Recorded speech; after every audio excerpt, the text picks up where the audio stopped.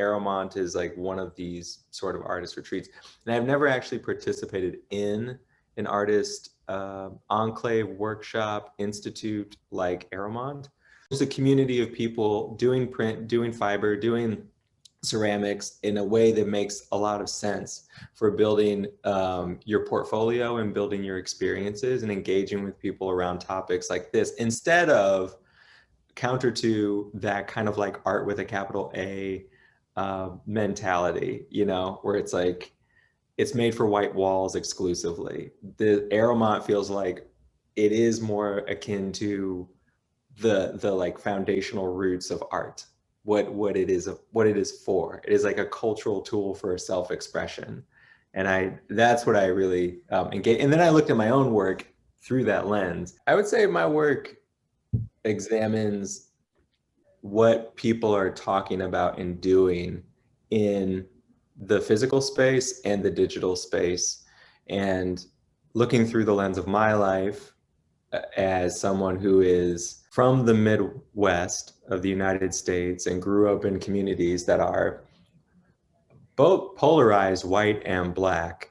And I lived in a household that was also white and black, and in a community that is mixed politically between liberal and conservative and in between. I've always kind of lived very comfortably in that in-between space. It helped shape my comfort with ambiguity and people struggling with having two seemingly opposing ideas in their mind at the same time, and how to reconcile and live with those things. So my artwork tries to bring that into a physical manifestation, right? It's layered images that sometimes conflict and contrast with each other, either ideologically or just aesthetically. Some of the things that I really enjoy doing are going to NASCAR races, because those are so beyond what I'm used to. It's not a space I'd ever visited before. So I'll go downtown New York City, photograph the basketball players, and then I'll go out to rural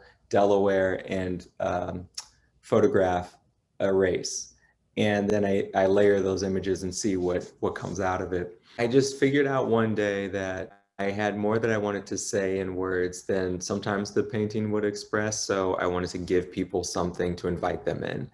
And very often, the communities that I come in contact with when I'm photographing, they're not people who always feel invited to the art space.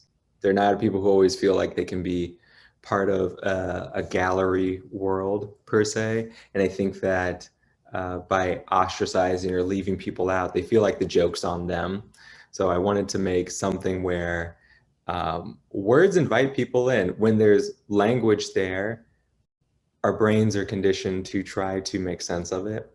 So if I put some legible or sometimes illegible words up in the space, I think people will engage with it just a little bit more, give it more of a 5 to 10 seconds of attention that might lead to something more substantive. So the language of the text came to me as I was doing the collage process. I just realized I really enjoyed working with language. I enjoyed the meaning making on multiple levels. A new piece is me going back to my sketchbook and reminding myself how I'm used to doing it, and then and asking myself if there's a better way to do it this time in the process of making, because there's at least 2 levels to it, and sometimes there could be 3, but there's a little bit of organized chaos. To the viewer, it might look like just a bunch of unwieldy scraps happening on there, but it's actually quite methodical. And the layer 1 is going to be the surface, and I choose whether that's a panel or a canvas, and it goes onto my wall in my studio, because I have a studio wall that I just flatten everything out on, put it on, paste it on the first layer. That's pretty simple. Next layer is a thin layer of blue painter's tape that goes on across the entire surface. And then I print out what is the second layer, and I paste that over the blue painter's tape. I let it all dry, and then I get the blades out, the X-Acto blades, and I go to work, And sometimes it's a free form where I just choose the cuts that I want to reveal. Sometimes the top layer has some things that I particularly want to remain. Sometimes I just cut through everything and make a very even spread visually. And by the end of it, you see the top and the bottom layer in the pattern that I've dissected. But that's just a way of communicating to other people how my experience has been as a US anthropological creative. I'm starting to make more studio YouTube videos about philosophy and making and books and professional development. I've got tons of books, of art books on my shelf that I've read and they've helped me out. And I think I'll make some YouTube videos about sharing the wisdom within some of those. So I just foresee YouTube as being a space where I can express myself more and have an audience that cares about the same things I care about. After you leave grad school, after you leave school, I think you lose some of the community that you had. You can't sit around a table talking about a common reading or a video or something that you all have experienced together. Now the digital space for me has to fill that, at least as kind of like an avatar for the community that I've been accustomed to in the past. So I'm enjoying it. It's a fun skill. It's like I'm using the same parts of my brain as painting. It's the same things light up, and I get to just play with sound, audio, timing. So I'm getting better at it. I feel like I'm definitely gaining a new skill in an art space.